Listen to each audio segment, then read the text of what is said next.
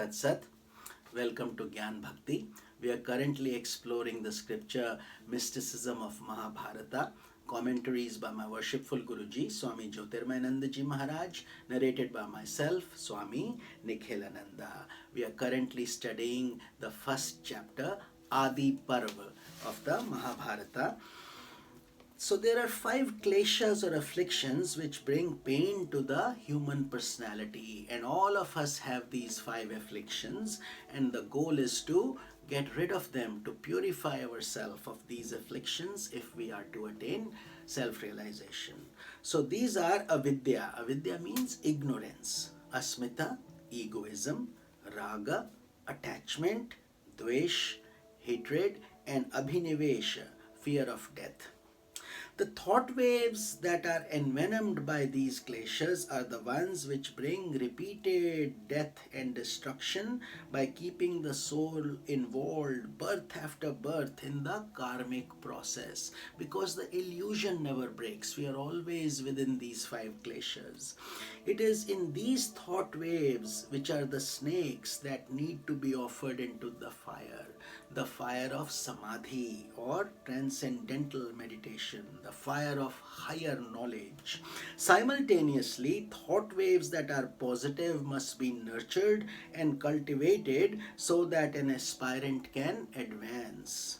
Due to clouded reason, Janmajaya decided to kill all snakes, not just the evil ones. In so doing, he made the same mistake of reasoning that many aspirants make on the path of yoga. Having come to understand that the mind has been the source of all their troubles in life, they zealously decide to destroy it by adopting harsh methods of control and suppression. There is the error in this approach.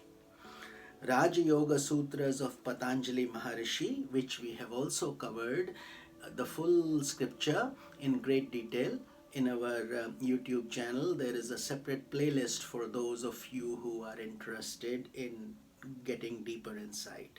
So Patanjali Maharishi teaches yoga chitta vritti nirodha, meaning yoga is the cessation of the thought waves of the mind. This implies that an aspirant desirous of attaining self-realization must lead to artistically control and handle the mind and ego. He must learn how to eliminate negative thoughts at the same time that he nurtures positive thoughts.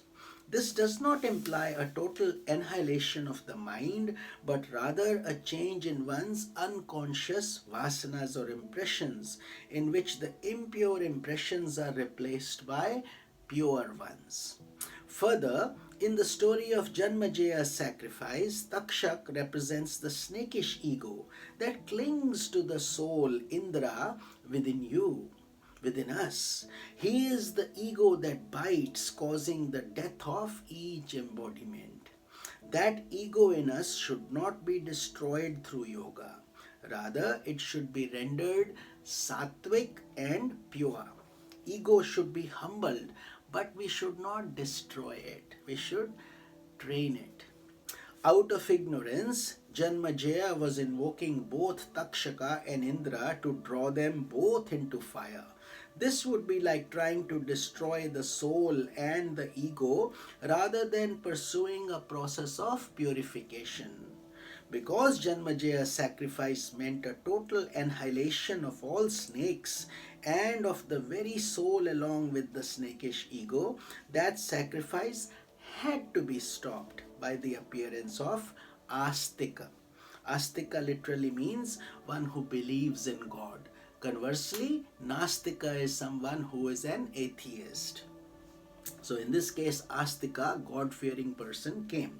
One who has faith. Once we have a proper unfoldment of faith, our task is not to destroy the mind, but to purify the mind. Even in the state of enlightenment, ego is not destroyed. It is there, but in a sattvic or purified form, much like a sandalwood tree that continues to emit its sweet fragrance. And that's what these sages and saints become. They emit their guidance and fragrance to all through that diffused ego.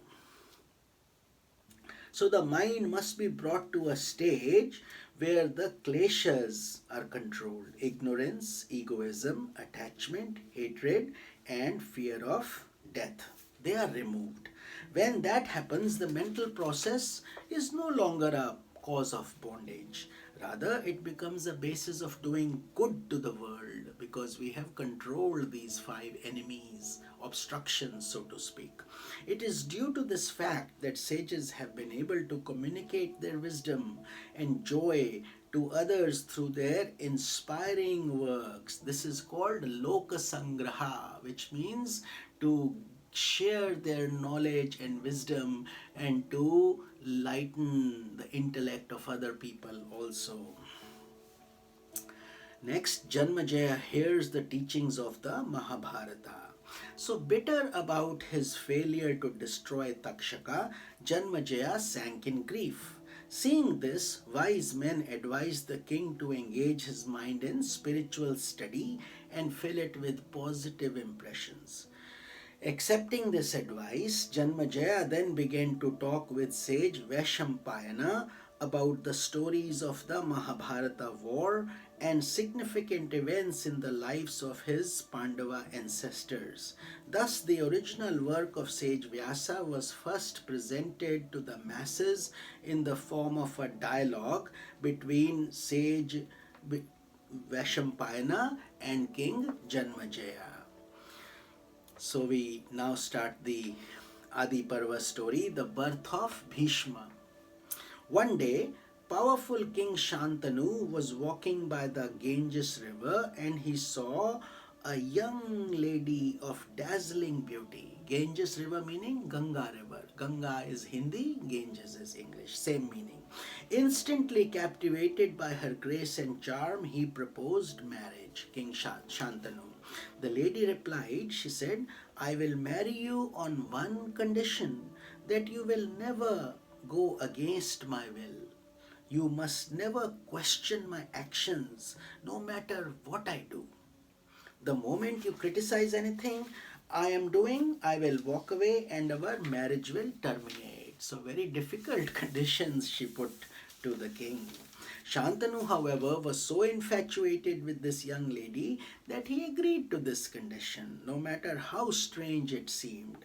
And this is the illusion of kama, desire. So when the desire takes hold, we lose all logic, all sense. So they were married and lived harmoniously together, and in a while they had their first son. While the members of the royal family were still rejoicing over the birth of the baby, to their great surprise, the queen took him in her arms and threw him right into the Ganga river. Shantanu was appalled by the drowning of his son, but he reminded himself, if I ask any questions, my marriage will be over. So Shantanu controlled himself, and with great sorrow he returned, saying nothing. The seemingly bizarre behavior of the queen continued as 7 more children, one after the other, were born and then thrown into the Ganga river, and still the king remained silent. However, when the 8th child was born and his wife was ready to drop the baby into the water, he couldn't tolerate it any more of this, and he cried out angrily, what type of mother are you? Are you a witch? Are you a demoness? The queen smiled and said, this is the termination of my marriage with you. However, this child is going to survive. I am taking him with me to the spiritual realms, and when he is well educated, I will bring him back to you. But before I go, let me explain the reasons for my strange behavior. The queen then explained to Shantanu that she was really goddess Ganga, cursed to come into human form because of an indiscretion in the heavenly world, and that her children with Shantanu were once 8 Vasus, deities of the heavenly world. So with this we conclude our satsang for today, and we will continue this blissful journey tomorrow. Hari Om Tat Sat. This is Swami Nikhilanand.